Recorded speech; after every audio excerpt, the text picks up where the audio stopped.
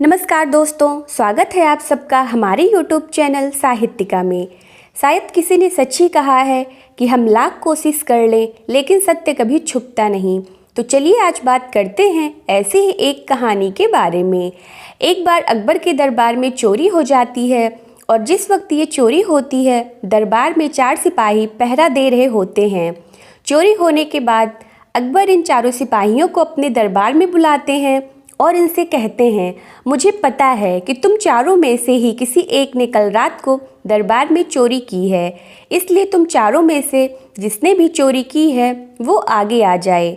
अगर चोर अपना गुनाह खुद कबूल कर लेगा तो मैं उसे कड़ी सज़ा नहीं दूंगा।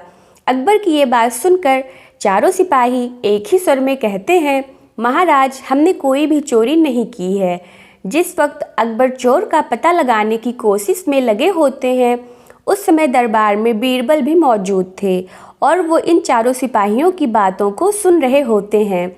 चोर का पता न लगने पर अकबर बीरबल से कहते हैं, क्या तुम पता कर सकते हो कि मेरे सामने खड़े इन चारों सिपाहियों में से चोर कौन है?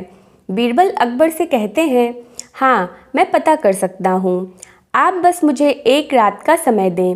दरबार में मौजूद मंत्री बीरबल की ये बात सुनकर हैरान हो जाते हैं और सोच में पड़ जाते हैं कि बीरबल आखिर कैसे एक ही रात में असली चोर का पता लगा पाएंगे। वहीं चोर को पकड़ने की जिम्मेदारी मिलने के बाद बीरबल गहरी सोच में पड़ गए और कुछ देर बाद अकबर से कहते हैं, महाराज, आप इन चारों को जेल में बंद कर दें। सुबह तक अपने आप ही ये पता चल जाएगा कि चोर कौन है। बीरबल की ये बात सुनते ही अकबर उनसे पूछते हैं, आखिर ये कैसे पता चल सकेगा कि चोर कौन है? बीरबल कहते हैं, मेरे पास कुछ जादुई लकड़ियां हैं जो मैं इन चारों को देने वाला हूँ। जो भी चोर होगा उसकी लकड़ी अपने आप 3 इंच छोटी हो जाएगी। ये कहकर बीरबल इन चारों को एक एक लकड़ी दे देते हैं और इन्हें जेल में बंद कर देते हैं। सुबह होते ही बीरबल इन चारों को लकड़ी के साथ दरबार में बुलाते हैं और इन चारों को दी हुई लकड़ी इनसे वापस ले लेते हैं।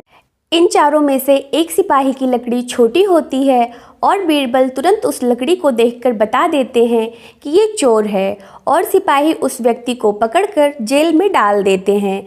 जिसके बाद बीरबल अकबर से बोलते हैं, महाराज, चोर को लगा कि ये जादुई लकड़ी 3 इंच छोटी हो जाएगी और उसने इस डर से उसको दी गई लकड़ी को काट कर छोटा कर दिया, लेकिन ये कोई जादुई लकड़ी नहीं थी। बीरबल की ये बात सुनकर अकबर खुश हो जाते हैं और बीरबल की चतुराई की तारीफ करते हैं। तो हमें इस कहानी से यह सीख मिलती है कि इंसान चाहे कितनी भी कोशिश कर ले लेकिन सत्य कभी भी छुपता नहीं और सबके सामने आ ही जाता है। इसलिए जीवन में कभी भी झूठ ना बोलें और सत्य के रास्ते पर चलें। धन्यवाद।